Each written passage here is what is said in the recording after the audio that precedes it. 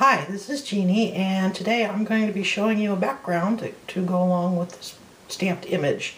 I've already pre-colored the roses image. It's called Beauty Roses from Impression Obsession, and then I went over the top of it with chalk ink in creamy brown using the cover card canvas stamp. I'll show you that technique a little later. The inks that I'll be using today are from Clear Snap. They're the Colorbox fluid chalk inks. The image itself was colored with touch twin markers, and the die cut that I used is from Sizzix. It's called Fancy Labels Framelits. I'm going to start by using the cover card Flourishes image, and I'm going to stamp it in ice blue chalk ink.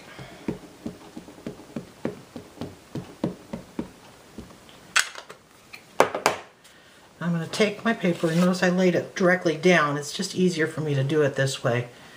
But I'm just going to take it and kind of in spots on there so you can see.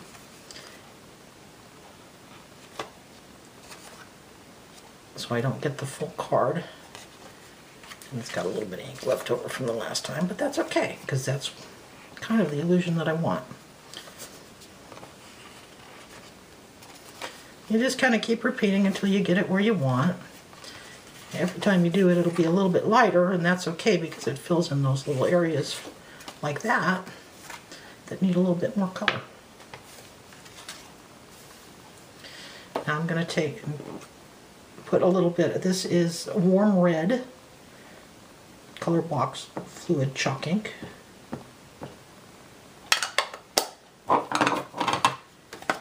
And I'm going to do it once again. I'm going to curl my paper this time and try to get just a little bit.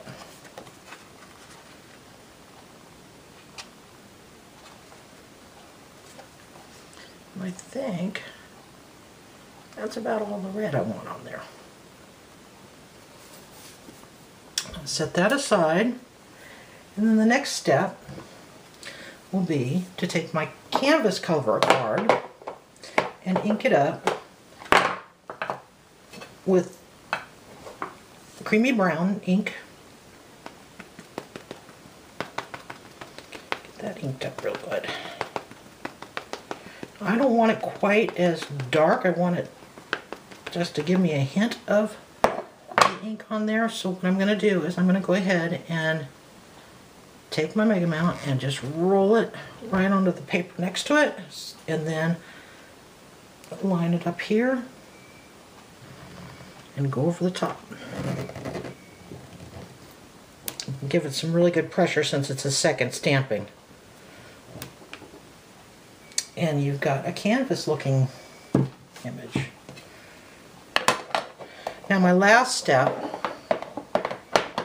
is going to be to take Chestnut Roan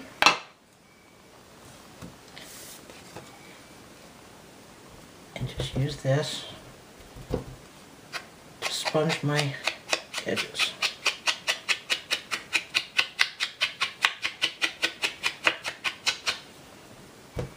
Now notice I always stamp off first on the sponge,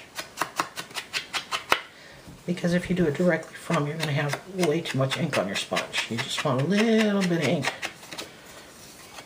A little bit goes a long way with sponging.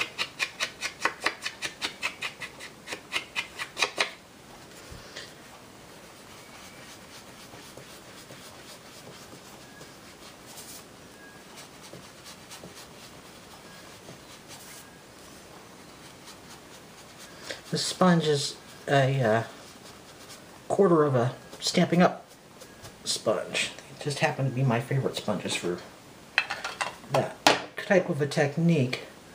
Now I'm going to take my rose image. I should have enough ink on it on my sponge yet. And I'm going to go over and do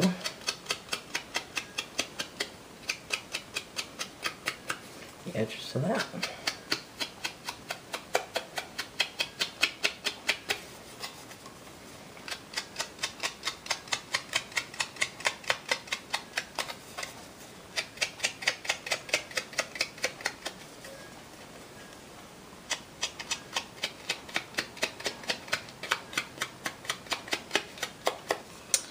now I have this pretty background to go along with my stamped image. Alright, that's it for today. I'll show you the finished product